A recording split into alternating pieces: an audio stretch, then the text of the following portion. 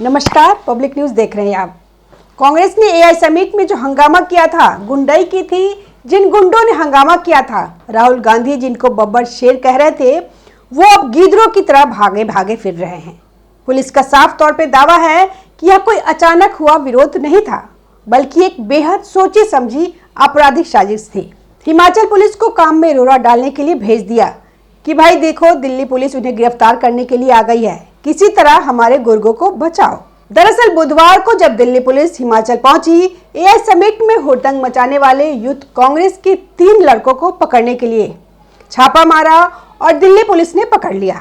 Delhi police ने शिमला के रोहरू से 3 कांग्रेस कार्यकर्ताओं को गिरफ्तार किया। दिल्ली पुलिस वापस ला रही थी, तब बड़ा ड्रामा हुआ।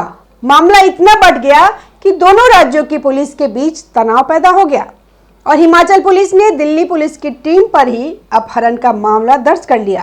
दिल्ली पुलिस के जवानों को करीब 5 घंटे तक रोके रखा गया।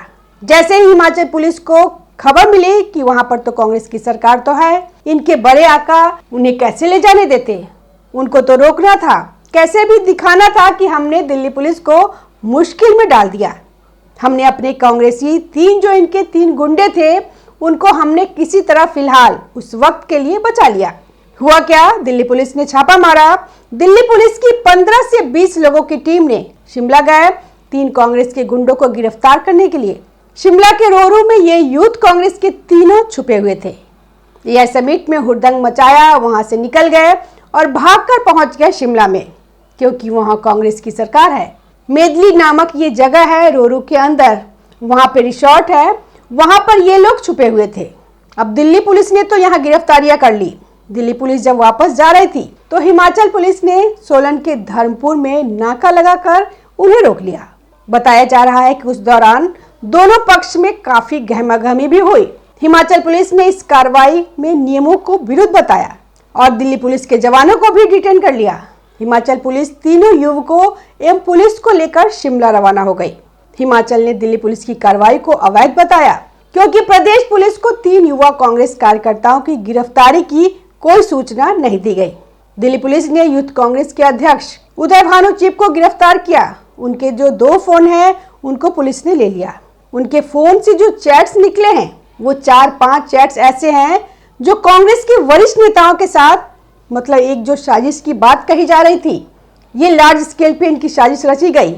भारत को बदनाम करने की साजिश थी और इसमें बड़े बड़े लोग शामिल थे।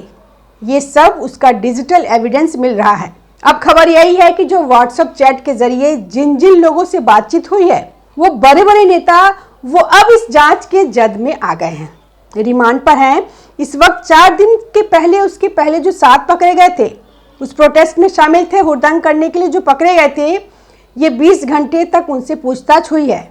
उदय भानु चिप से जो कुछ मिलना था दिल्ली पुलिस को तो मिला, लेकिन इन बाकियों का भी पता चला। राज उगल रहे हैं धीरे धीरे। तो फिर दिल्ली पुलिस पहुंची शिमला में और रिसोर्ट में छापा मारा। दिल्ली पुलिस की टीम जब इन 3 प्रदर्शनकारियों को गिरफ्तार करके लेकर आ रही थी, तो हिमाचल की पुलिस ने इन्हें रोक लिया और उल्टा यह कहने लगे कि आप 3 लोगों को किडनैप करके यहाँ से लेके जा रहे हो, आपके ऊपर FIR है और हम आपको गिरफ्तार कर रहे हैं, आप कोऑपरेट कीजिए।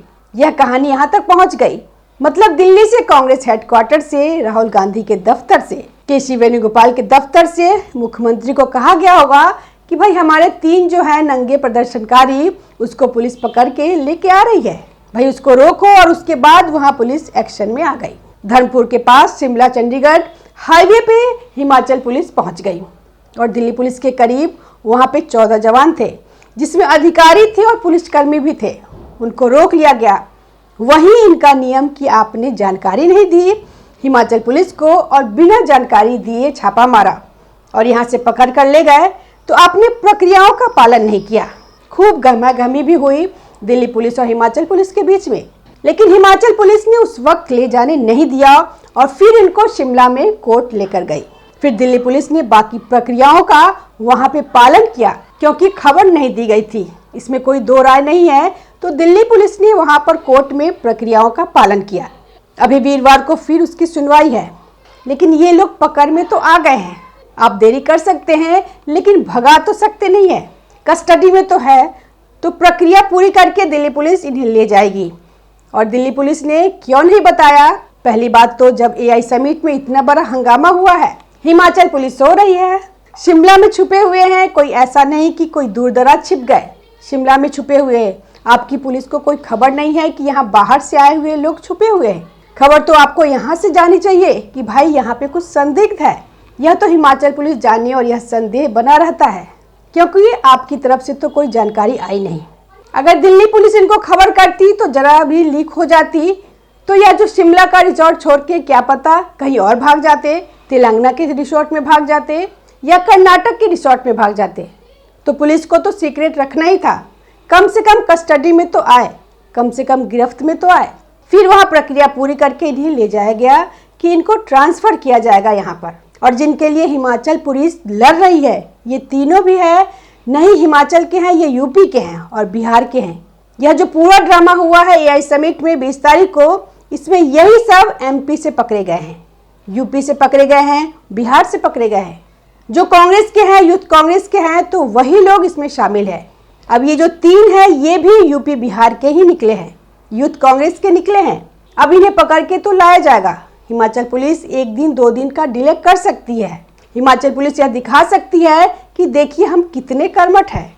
स्टेट कांग्रेस वो दिखा सकती है कि देखो हमने नहीं जाने दिया।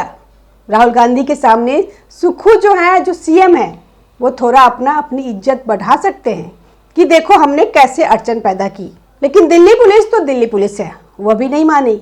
रात के 1 बजे ये लोग जज के सामने जा कर के ट्रांजिट रिमांड लेते हैं।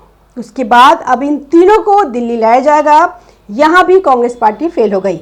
इन सब के ऊपर एफआईआर दर्ज है और वही अब जांच हो रही है। यहाँ तक कि क्राइम ब्रांच भी अब इसमें शामिल हो चुका है और फिर इनकी भी कस्टडी ली जाएगी। तो ये जो सारे इधर उधर भाग रहे हैं, उन सब की एक एक करके उनकी कस्टडी ली जा रही है, पकड़े जा रहे हैं। इसके पीछे कोई बड़ी साजिश, जैसा कि पुलिस को अंदेशा है कि एक बड़ी साजिश इसके पीछे हो सकती है, तो उसका भी पर्दाफाश होगा इन सब के जरिए। क्योंकि कुछ तो हो सकता है कि ठीक से मुंह ना खोले, कुछ होते हैं जो जल्दी टूट जाते हैं। सबसे अलग अलग तरह की जानकारियां मिल सकती है। अब जैसे देखिए, जो उदय भानुचिब है, वो यह बताने को तैयार नहीं हो रहे हैं कि ये जो उन्होंने पीएम मोदी की तस्वीर वाली टी शर्ट पहनी थी और नारे लगाए थे, उनके खिलाफ जो टी शर्ट पहनकर वो टी शर्ट कहाँ से प्रिंट करवाई, बताने को राजी नहीं थे। जैसा कि मीडिया में रिपोर्ट्स है कि ये लोग बता नहीं रहे थे कि कहाँ प्रिंट कराई गई, क्योंकि पुलिस देखिए एस्टेब्लिश करती है। पुलिस कोर्ट में जाएगी तो वहाँ पर चार्जशीट बनती है, तो फिर पूरा एस्टेब्लिश किया जाता है कि इस दिन प्लानिंग हुई, ऐसे से हुई, फिर यहाँ से टी शर्ट छपवाई गई, फिर इसने रिसीव की, फिर इन तक पहुँची। इस तरह से पूरा बताया जाता है। और साथ ही हो सकता है कि जहाँ प्रिंटिंग हुई हो वहाँ से कोई नई बातें पता चले। फिर इसके पीछे की फंडिंग की भी जानकारी होगी कि टी शर्ट जो है फ्री में तो प्रिंट होती नहीं। अब ये लोग यूपी से दिल्ली आए हैं या बिहार से दिल्ली आए हैं, कब आए, कितने दिन ठहरे, उनका खर्चा किसने उठाया, पूरी आतंकी गतिविधि की तरह। जैसे कि पाकिस्तान से आतंकवादी आते हैं तो यहाँ आया, यहाँ किसने ठहराया, किसने हथियार दिए, कहाँ से उसके लिए खाने पीने का इंतजाम हुआ, कब रेकी की गई, ये सब पता लगाया जाता है। और उसके हिसाब से फिर आगे असली जो इसके पीछे जिम्मेदार है उसका पता लगता है।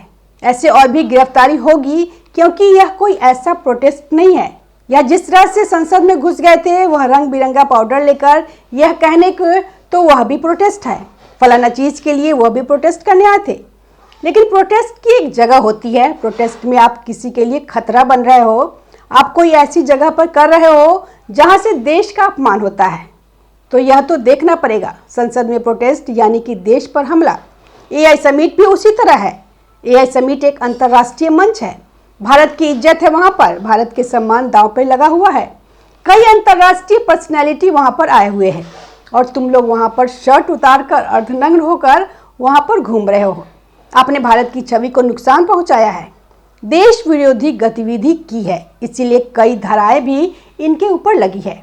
अब आगे जैसे जैसे चीज़ें स्टैब्लिश होगी, अभी ये 3 पकड़े गए हैं, इनको भी दिल्ली लाकर रिमांड पे लाया जाएगा और इनसे भी पूछताछ होगी, तो उसके बाद नई जानकारियां इसमें सामने आएगी।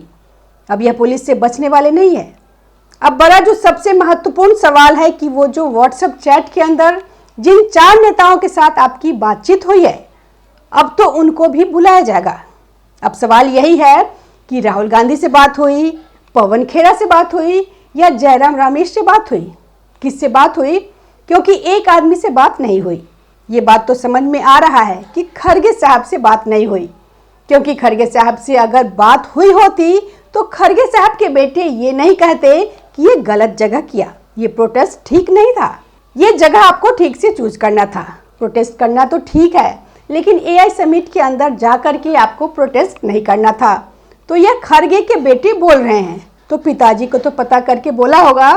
तो इसका मतलब यह है कि राहुल गांधी, प्रियंका वाड्रा, ये तमाम बड़े बड़े लीडर्स, क्योंकि ये यूथ कांग्रेस के चीफ है, तो ये तो किसी ने ये आदेश तो दिया है, बातचीत कर रहे हैं, रिपोर्टिंग दे रहे हैं, तो जरूर अपने से किसी बड़े व्यक्ति को दे रहे होंगे। या तो अंदर किसी के वेणुगोपाल जाएंगे, राहुल गांधी जाएंगे या प्रियंका वाड्रा। यही लोग जो हैं इस पूरे जांच की आंच जो है इन पर पहुंच रही है। पर फिलहाल इनके जो यूथ कांग्रेस के गुंडे हैं, अब ये पुलिस से बचने वाले नहीं हैं। धन्यवाद। ताज़ा खबरों से जुड़े रहने के लिए हमारे चैनल को सब्सक्राइब करें और बेल आइकन को दबाना ना भूलें, ताकि हर खबर की नोटिफिकेशन आपको मिलती रहे।